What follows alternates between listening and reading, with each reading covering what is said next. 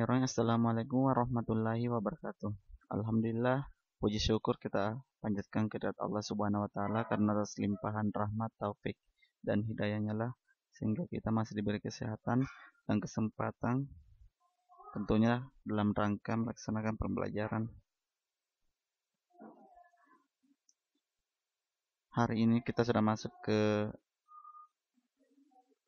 pekan ke-12 di mana pada pekan sebelumnya kalian tentunya sudah mempelajari tentang pengujian produk dan tepat pekan lalu kalian sudah melaksanakan yang namanya penilaian tengah semester atau PTS atau ulangan tengah semester, dan beberapa di antara kalian sudah mendapatkan hasil sesuai dengan yang Bapak harapkan.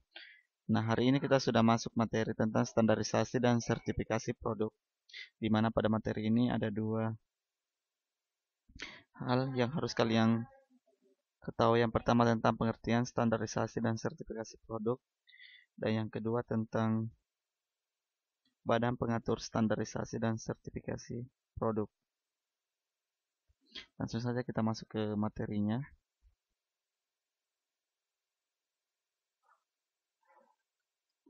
Oke. Ya.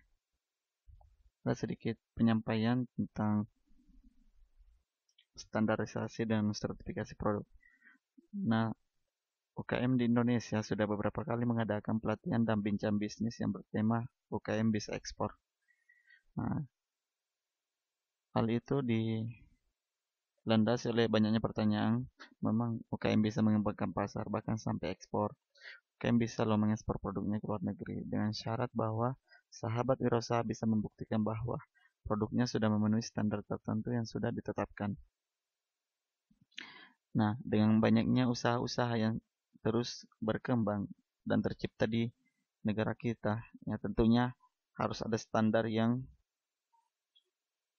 ataukah sertifikasi yang menaungi hal itu. Nah, tentunya standarisasi dan sertifikasi inilah yang menjadi patokan bahwa UKM di Indonesia itu memang bisa diakui oleh negara bahkan di luar negara Indonesia. Nah, langsung saja kita masuk ke penjelasan tentang standarisasi. Nah, standarisasi itu merupakan proses merumuskan, menetapkan, menerapkan, dan merevisi standar yang dilakukan secara tertib dan bekerja sama dengan semua pihak.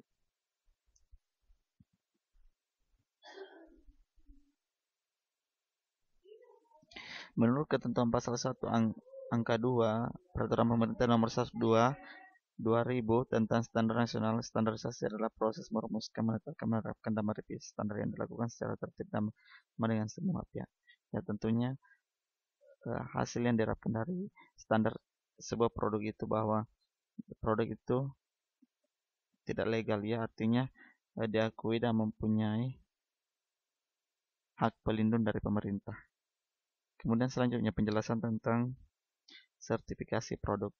Nah, menurut pasal 1 angka 11 Peraturan Pemerintah Standar Nasional, di mana sertifikasi adalah rangkaian kegiatan penerbitan sertifikat terhadap barang dan jasa. Ya, jadi tentunya dengan diterbitkannya sertifikat untuk produk kita, ya tentunya bisa mendapatkan ruang segar bahwa produk yang kita hasilkan atau kita edarkan ke seluruh wilayah atau konsumen itu benar-benar sudah diakui dan mempunyai badan standar dari pemerintah. Nah, selanjutnya kita masuk ke Badan Pengatur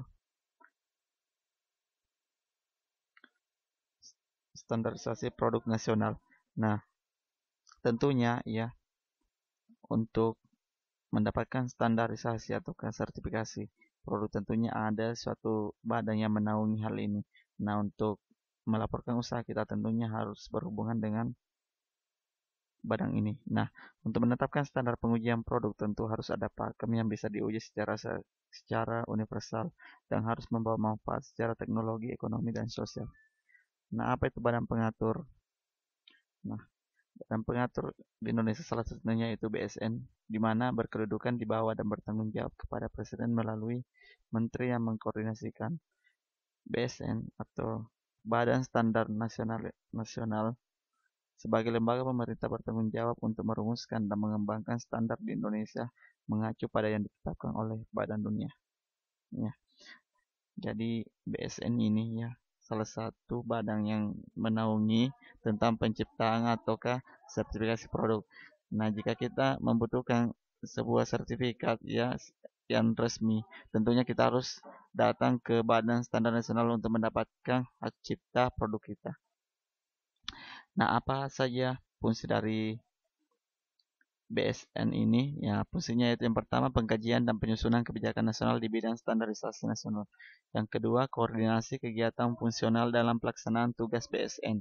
Yang ketiga, fasilitas dan pembinaan terhadap kegiatan instansi pemerintah di bidang standarisasi nasional. Empat, penyelenggaraan pembinaan kerjasama dalam negeri dan internasional di bidang standarisasi. Yang kelima, penyelenggaraan pembinaan dan pelayanan administrasi umum di bidang perencanaan umum ketatausahaan, organisasi dan tata laksana, kepegawaian, keuangan, kearsipan, hukum, persandian, perlengkapan, dan rumah tangga. Nah, itulah 5 tentang fungsi dari Badan Standar Nasional. Nah, selanjutnya kita selain